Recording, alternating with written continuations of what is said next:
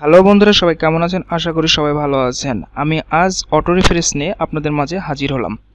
অনেকেই auto refresh নিয়ে দ্বিধাদ্বন্দ্বে পড়ে যান কোনটা অটো রিফ্রেশ বেস্ট হবে, এবং অটো রিফ্রেশ ঠিকমতো ইউজ না করতে পারলে আপনার ফাইবার অ্যাকাউন্ট সাসপেন্ড হতে পারে।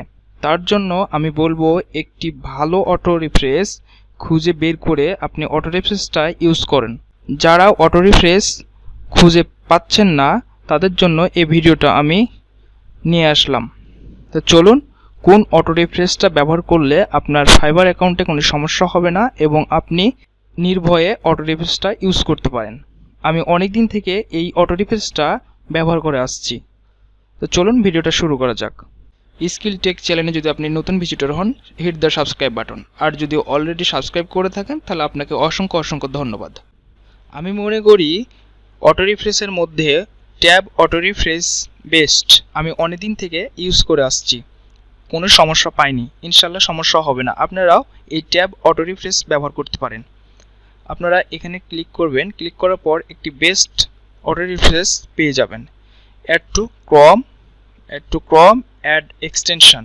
আমি এই লিঙ্কটি আমার ভিডিও ডিসক্রিপশানে দিয়ে রাখবো আপনাদের সুবিধার্থে, যেন আপনারা খুব তাড়াতাড়ি এই অটো রিফ্রেশ ট্যাব অটো রিফ্রেশটা পেয়ে যান।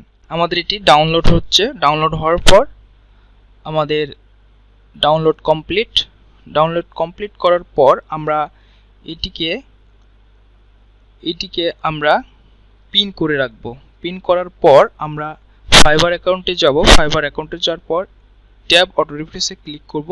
ক্লিক করার পর দেখুন এখানে আমাদের 5 সেকেন্ড, 10 সেকেন্ড, 15 সেকেন্ড ইত্যাদি। আমরা ইউজ করব 5 মিনিট। আমরা যদি খুবই অল্প রিফ্রেশ করি তাহলে ফাইবার বুঝে যাবে যে আপনি অটো রিফ্রেশ ইউজ করতেছেন। তার জন্য আমরা 5 মিনিট ইউজ করব, তাহলে আপনার অ্যাকাউন্টে কোনো সমস্যা হবে না।